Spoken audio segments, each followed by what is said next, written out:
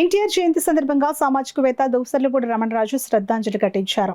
కాకినాడ శివారు ఏటిమోగ ఎర్ర రోడ్డు వద్ద గల ఎన్టీఆర్ విగ్రహానికి పూలమాలలు వేసి నివాళులర్పించారు. ఈ సందర్భంగా మాట్లాడుతూ ఎన్టీఆర్ ఆశయ సాధన కోసం ఆంధ్ర, తెలంగాణ రాష్ట్రాల్లోని ముఖ్యమంత్రులు ప్రత్యేక బాధ్యత వహించి మే 28, జనవరి 18 తేదీల్లో ఎన్టీఆర్ జయంతి వర్ధంతి రోజుల్లో మద్యపాన నిషేధం అమలు చేసే నిర్ణయాలు తీసుకోవాలని అన్నారు.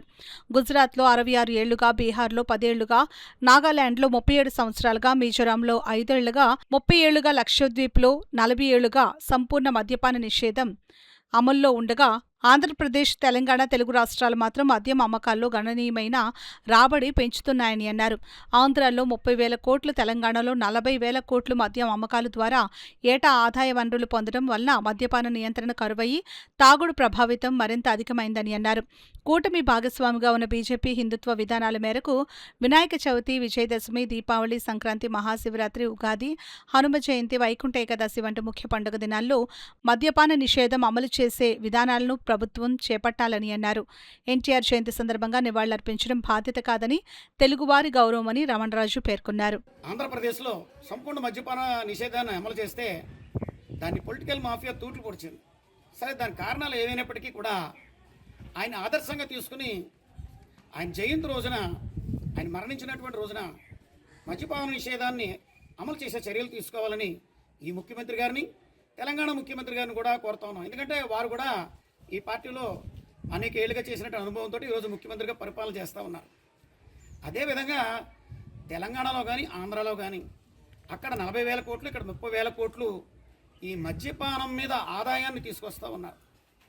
మరి దీనివల్ల ప్రత్యేకించి 17% పైగా మద్యం అమ్మకాలు పెరిగాయి.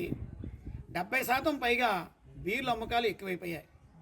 తద్వారాగా మద్యపానం అనేటువంటిది ఎక్కువైపోయినటువంటి వాతావరణం ఉంది.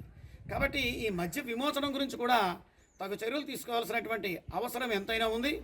అదే రీతిగా మరి ఈ కూటమి ప్రభుత్వంలో భాగస్వామిగా ఉన్నటువంటి జనసేన పార్టీ, పవన్ కళ్యాణ్ గారు వారు ఎక్కువగా ప్రేమించేటువంటి నరేంద్ర మోడీ గారి యొక్క పుట్టినరోజుని, అదేవిధంగా వారు ఎక్కువగా ఆరాధన చేసేటువంటి డొక్కా సీతమ్మ గారు, టంగుటూరు ప్రకాశం పంతులు గారు, వంగవీటి మోహన్ రంగా గారు, వీరి యొక్క జయంతి కార్యక్రమాల్లోనూ, జనసేన పుట్టినరోజు ఆ తేదీల్లోనూ ఈ మద్యపాన నిషేధాన్ని అమలు చేసే కార్యక్రమం తీసుకుంటే చాలా ఆదర్శంగా ఉంటుంది.